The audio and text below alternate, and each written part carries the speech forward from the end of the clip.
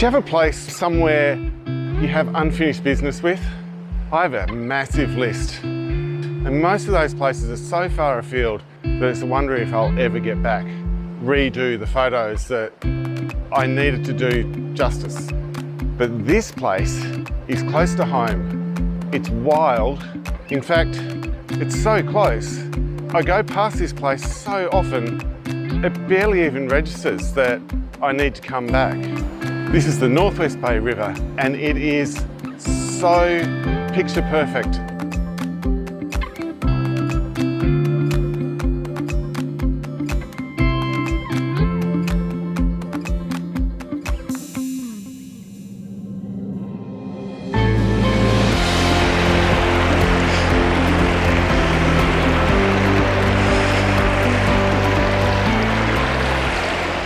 I came down here, maybe 4 years ago with a mate, and we spent an afternoon just taking photos of the small rapids, some small pools, very large rocks.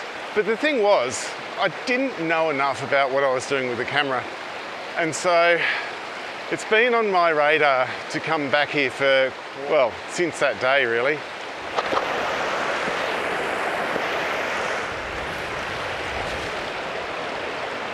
I'd really love it if you could join me as I navigate this river to revisit the scenes that I had 4 years ago.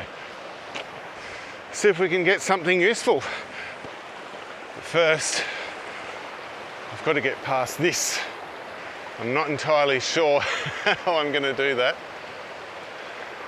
I think I might see a way, and it involves this. I had forgotten about this.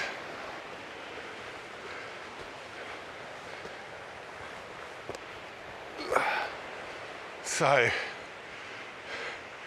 while there's this beautiful river, right next to it is a field of moss-covered stones. It's just gorgeous, and in this light, all I need to do is find a composition. Who needs a river when you've got this? This one here with that tree and the rock in between, that's really lush. I may even get closer to get that out of the way. So I've got my composition set up, but nothing else at this stage. I would like to have clear focus from the front to the back. It's not something I normally do, but in this case, these stones are the highlight. Yes, the two trees with the boulder there are the feature, but without all the stones around and the vibrant colours and the texture of the moss, it's nothing. So first thing I'm going to do is just get into a basic focus so you can actually see what's going on. We'll push in to this stone that's just down here. See if we can get that in focus. And then we're going to punch that f-stop all the way up to 18. Now at the moment I've got it in aperture priority just to set up the shot so that I don't have to worry so much about it getting too dark, so that one, you can't see, and two, I need to see as well. So I was worried about this little track here, but I like the way it goes in and around behind this tree. And the stones behind help push you in towards the middle. So I might just swivel that around just a fraction so you get it just a little bit more central, but not completely. I don't want it to be the center of attention, I want the eyes to find it. Okay, so we're on F18, I'm gonna get it off automatic, and that gives us half a second for the exposure. So I'm just gonna rattle that one off first. Not too worried about the results right now because I want to check to see if there's any fine tuning that need to be done. So we'll just have a look at that, make sure that front rock is in focus. Oh look, there's a water droplet. And then we're going to go up to the main part of the composition. And yes, the boulder there with the trees on the side, that's in focus, which is important. What comes behind isn't necessarily something to worry about, because we really want to give that depth of field too. We want to be able to feel like it stretches on forever. And maybe I'll even pull that aperture back just a little bit to highlight that fact. And now we've got some sun coming out. Oh my God, look at this. Bugger. Let's get that dry. Okay, and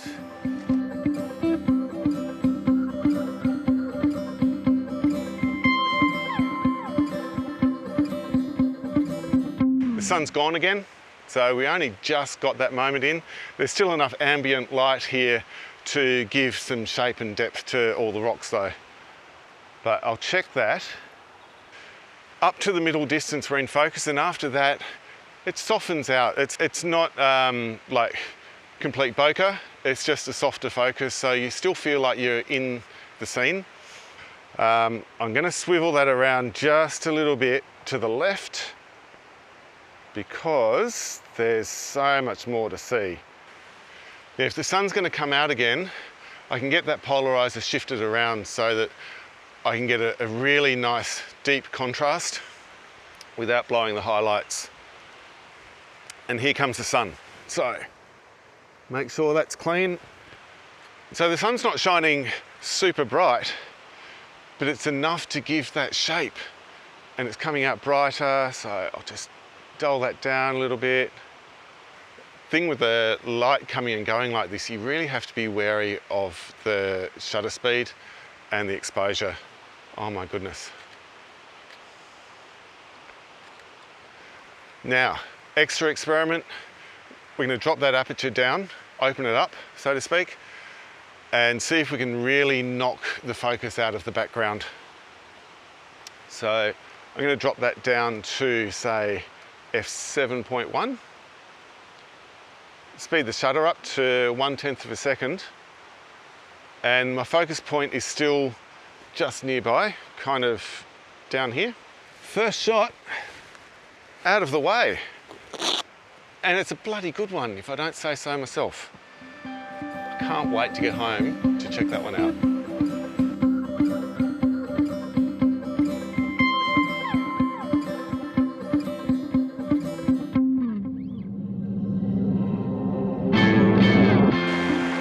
So I'm back down the river, making my way upstream. Thankfully, I've got my new tripod here, which is acting as this wonderful walking stick as well. I've got spikes on the bottom, because these rocks can be pretty slippery, and, well, you know how it goes. I don't want a bath. This is what I'm navigating. It's actually a really nice scene in general, and it might be worth stopping here, but there's a spot, this is massive boulder with water coming down both sides, and I'd really love to get a shot of that. It's just getting there that's the tricky part, because you've got to cross this thing multiple times. It's not particularly easy. I see a lot of slime covered rocks. I've got to get myself around here. I'll see you on the other side.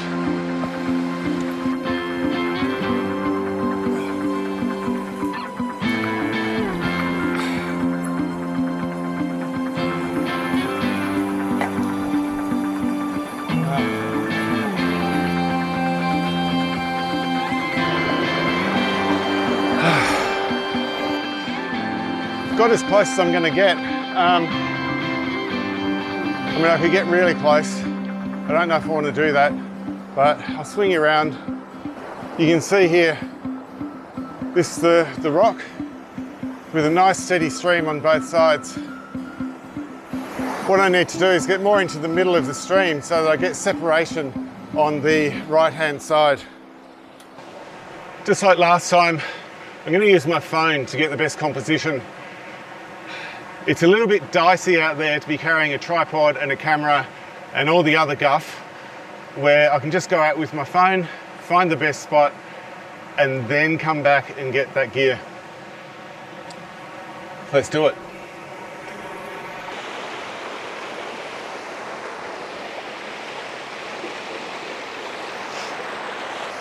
All the way out here, I've got that separation. Quality's not great, of course. If I come up high enough, then I'll be able to get those two streams in their confluence. Now what I'm going to do is fully extend this thing because I don't actually know how deep it is, and then I can shorten it from the top. And these legs are wide enough so they're still going to be sturdy. Not that deep after all.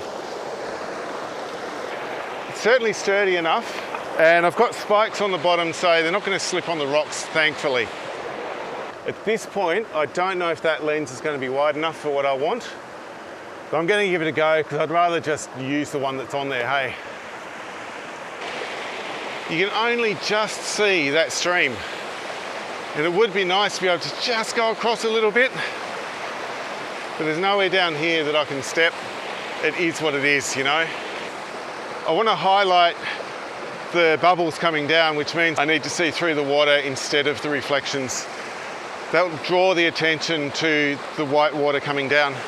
And I also want to get that speed so that it gets just the right amount of motion without looking too milky or too harsh. Now, I've got the settings, now I need the composition. I know I'm doing it backwards, but I really had to just get a shot first. Now I want to focus on these rocks in the foreground so that the hyperfocal distance should take care of immediately in front to the boulder, and then everything from the middle to infinity can peter off so I do get that separation still. Got this rock in focus. I've got this water here in focus because the rock is in focus. F22, 1 second. Now I do take a series of these shots, and not just because of the steadiness, but also because that water moves around and every shot is different. So I can hold this and you'll see the pictures as they come up. See how that changes.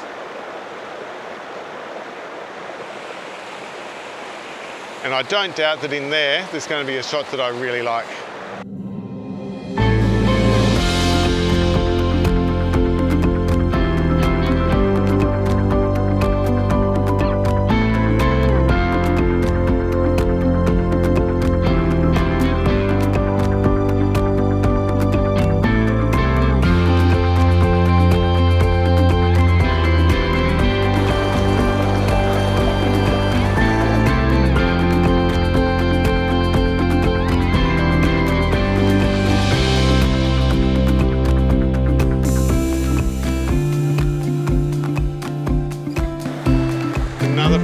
Position.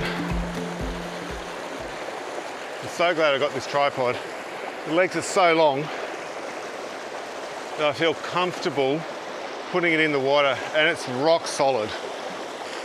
So you can see I've got this pool here, but it might be a bit too much. In fact, what if I go vertical? Let's try that.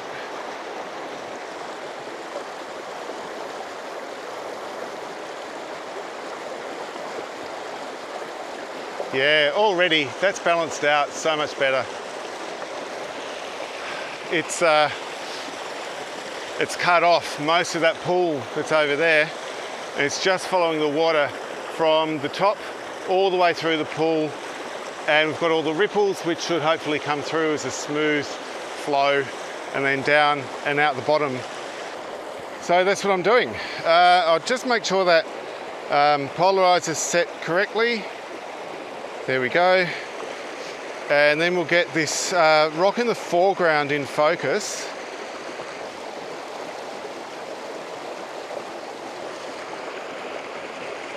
So to get the time down,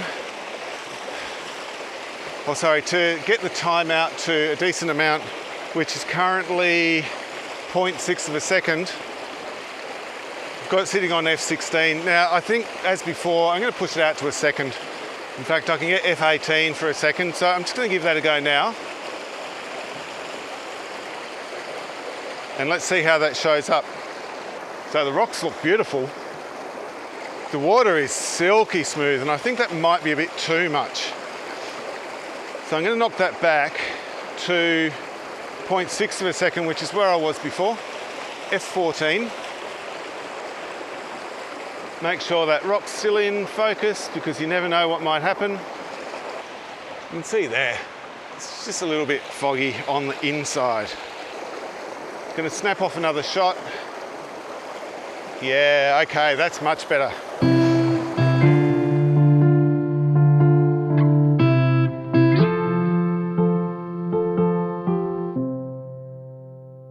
Gonna slightly adjust the composition because the foreground might be just a little bit too much. And zoom in. So what I would like to do is focus in on that water flow,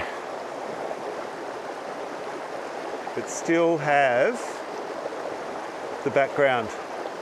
With F14, the background was really out of focus, and I like it a little, but it's too much. And that's beautiful. So the water in the foreground is a bit out of focus, but that really doesn't matter because it's blurred anyway. What matters is the center of the pool there. And the center of the pool, wow, that's just gorgeous.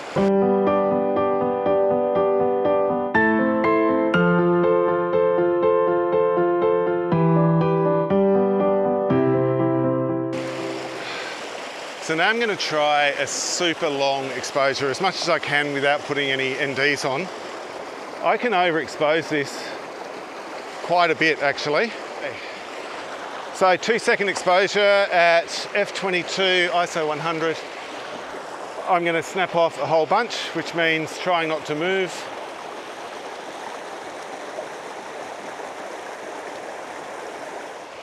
You may have heard me talking earlier about hyperfocal distance and what that actually means. The hyperfocal distance is the distance from the point of the subject you're focusing on to the extremities of that focus plane.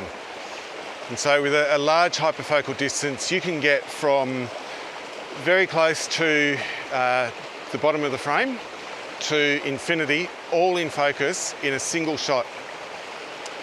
Now this depends a lot on your zoom. If you're sitting at 15 millimeters, for example, your hyperfocal distance, if you focus from 50 centimeters away, you'll actually get about 30 centimeters away in focus, right through to infinity, one shot. This is why I love wide angle lenses. But sometimes that angle isn't really conducive to what you're doing. You can kind of fudge things a little bit if you've got something that you want to zoom in on, but your zoom doesn't allow for the whole range to be in focus. Go slightly wider and then crop it in.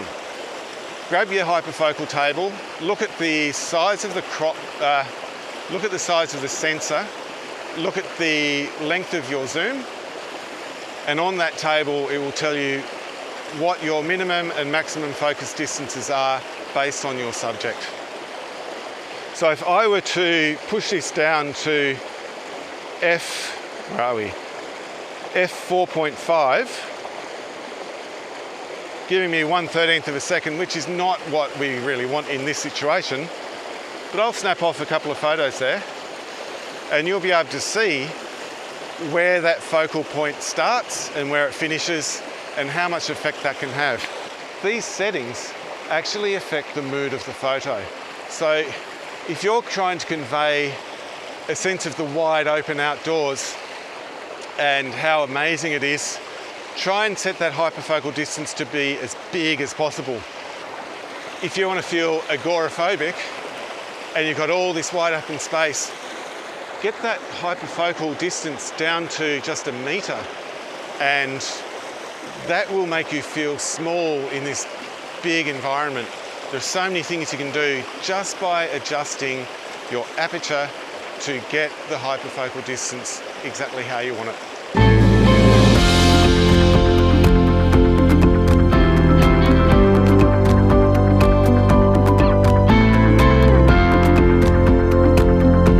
If you hadn't noticed, we're losing light. It's 4:45. It's the equinox tomorrow, so I'm expecting 6 o'clock. It's going to be getting dark. I've still got to get out of here, so it's going to take me maybe half an hour or so to walk back out. I hope you got something out of this, and I hope you enjoyed my little adventure. It's been so nice to get out of the house, away from my computer. If you like these sort of things, let me know in the comments below, because I love doing adventure films. My intention was just come out, enjoy the outdoors, and bring you along for the ride. So if you like that, chuck us a like and leave me a comment and say what sort of things you'd like me to do. I'll do anything. You let me know what you want. All right, thanks again. See you next time.